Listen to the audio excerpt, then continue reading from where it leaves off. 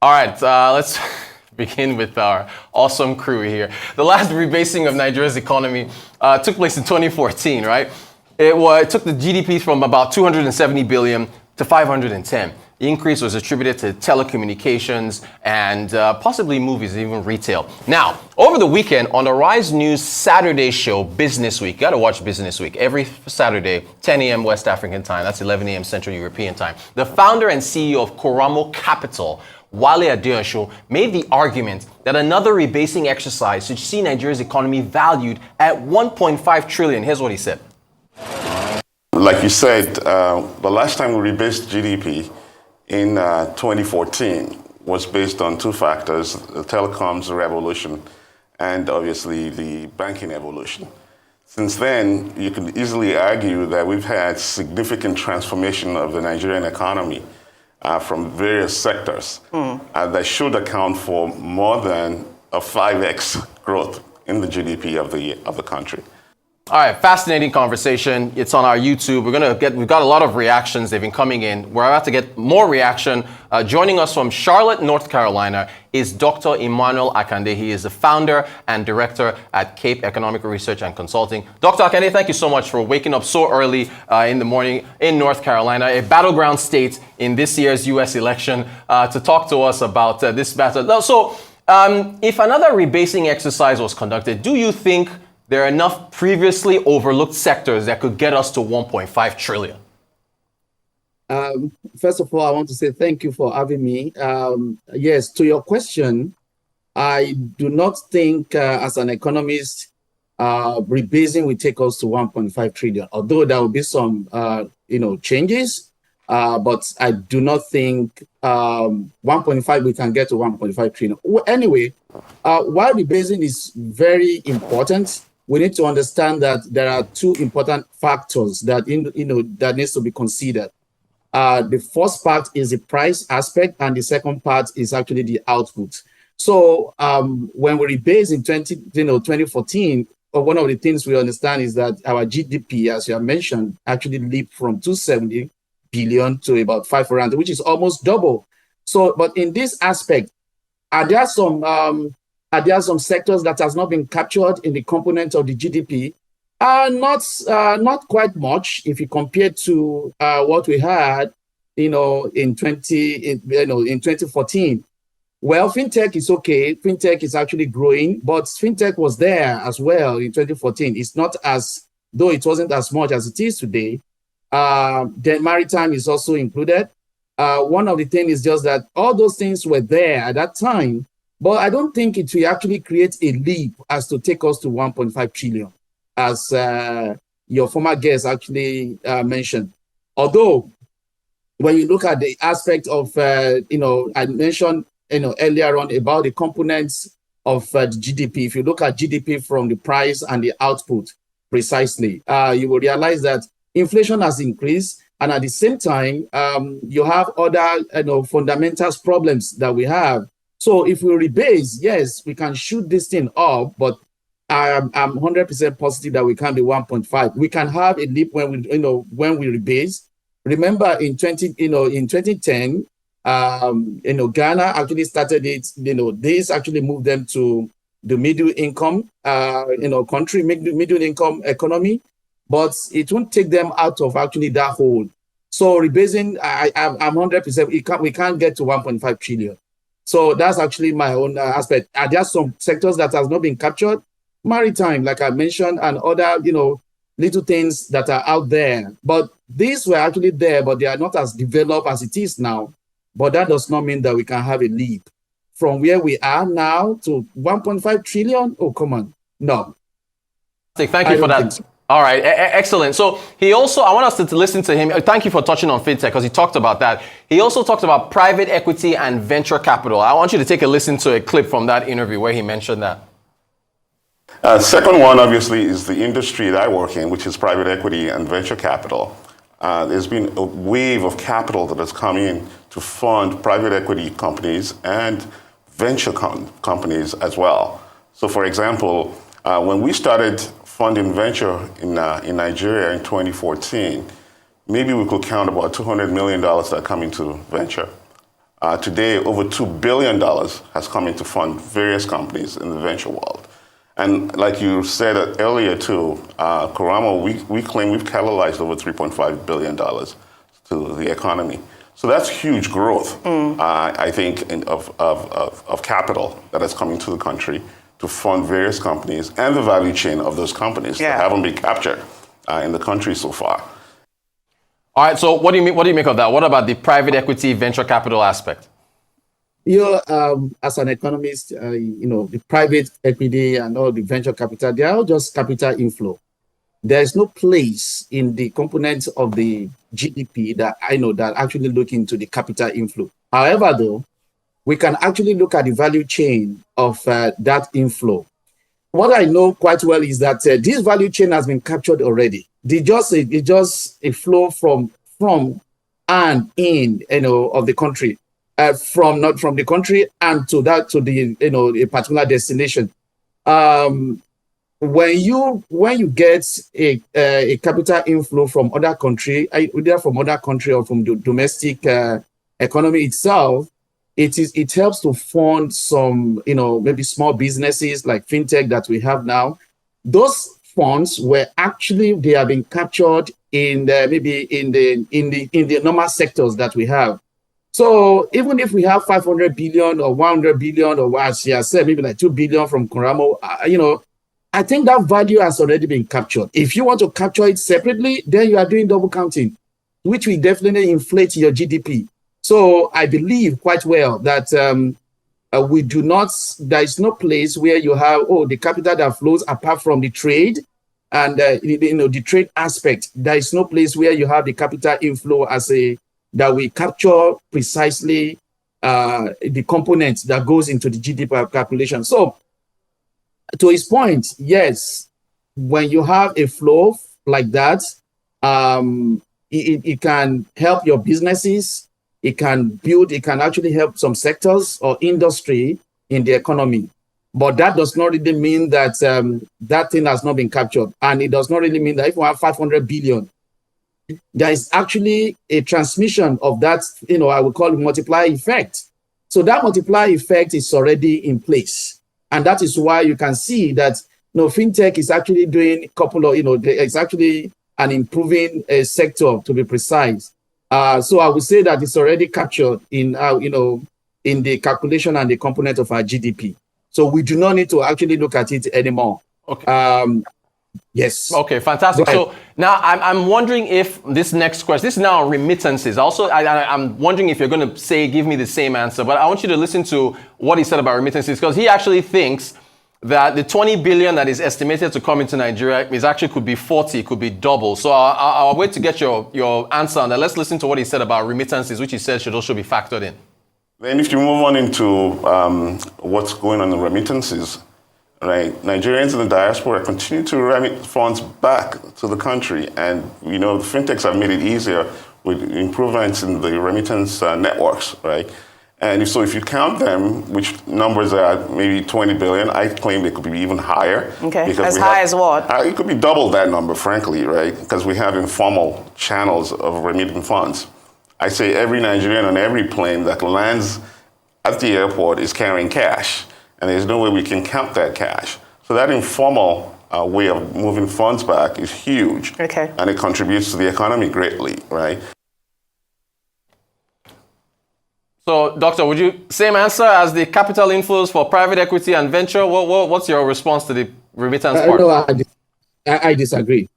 I disagree 100%. The remittances, I think they are being captured by the Central Bank of Nigeria. This is actually being tracked.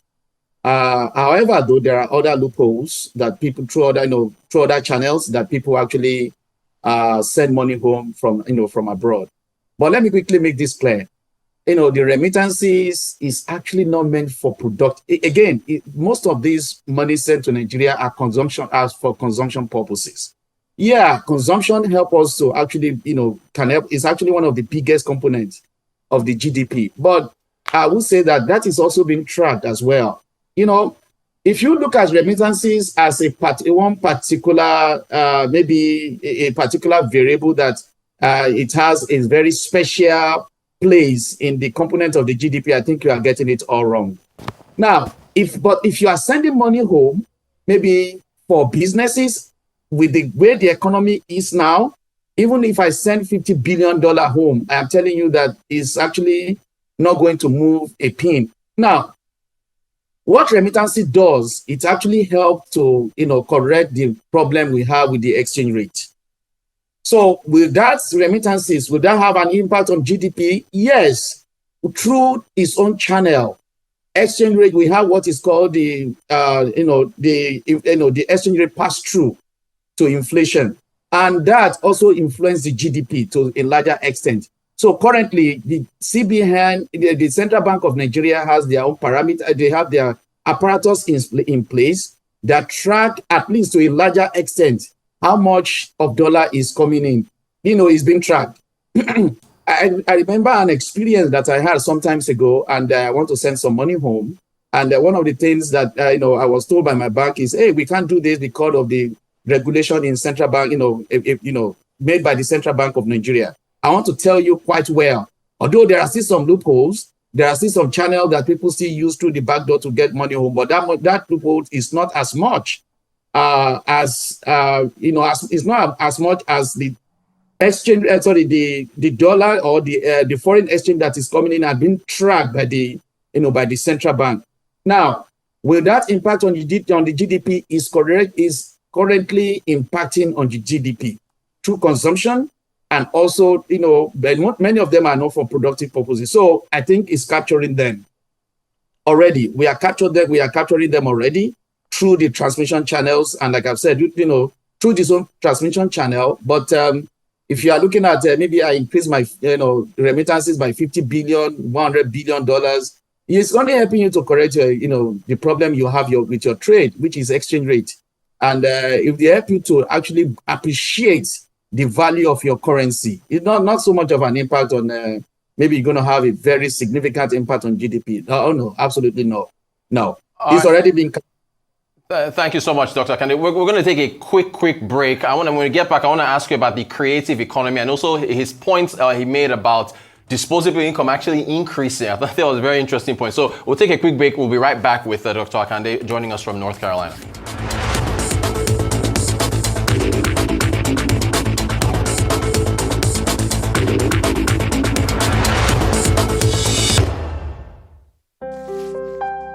My kids are more than precious to me. Seeing them doing well, healthy and happy brings me so much joy. I know it's my responsibility to ensure they are well nourished. So I use Dangote salt in my cooking. It is high quality salt that's refined and iodized to give great taste to my meals and also support my family's health and well-being. And it's got a name that I trust. Dangote salt is refined and iodized to help prevent iodine deficiency disorders. So give your family meals that taste delicious and support their well-being with Dangote salt. It's time to care about your salt. Choose quality, choose Dangote salt.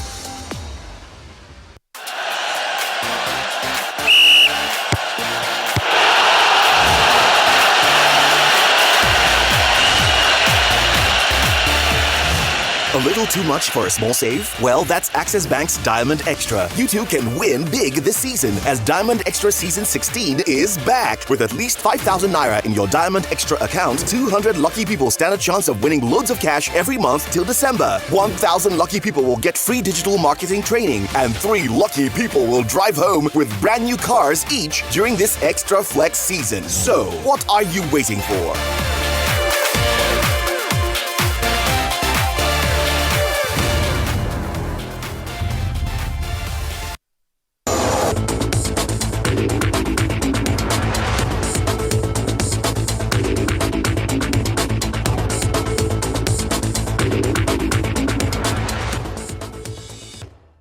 Welcome back to the Global Business Report here on Arise News. We're still talking about GDP rebasing in Nigeria, and if possible, we can get to 1.5 trillion. Our guest, of course, Dr. Emmanuel Akande, who, of course, is in Charlotte, North Carolina.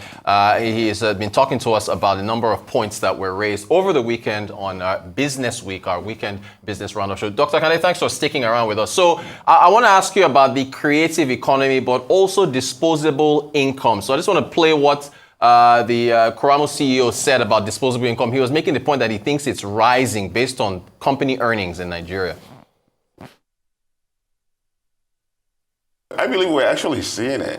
Okay. We're seeing it. I believe that disposable income is way much higher, which is why we believe that the GDP must be higher. Okay, help me understand that. You say disposable income is way more higher. Peel back the layers for us. Help us understand. Absolutely. If you look at the results of various companies in various sectors, in 2023 results, a lot of companies had record revenues and record profit, right? And even you're seeing it in Q1 results as well. And you're seeing it in, not just in the banks, you're seeing it in some of the consumer companies. So the question we all keep on asking ourselves is, these consumer companies keep on increasing prices, and people keep on paying. So where are the funds coming from? Where's the money coming from that enables people to keep on paying for increased prices? It must be a situation where the disposable income is much higher than we know or than we've been able to count so far. All right, there's been a lot of reaction to that. Dr. Akande, what is your take? Disagree. Are you telling me that people are better off than what they were like 10 years ago? What is disposable income? You are dealing with, household is they are actually the largest component of the GDP. And people are suffering. The inflation is high.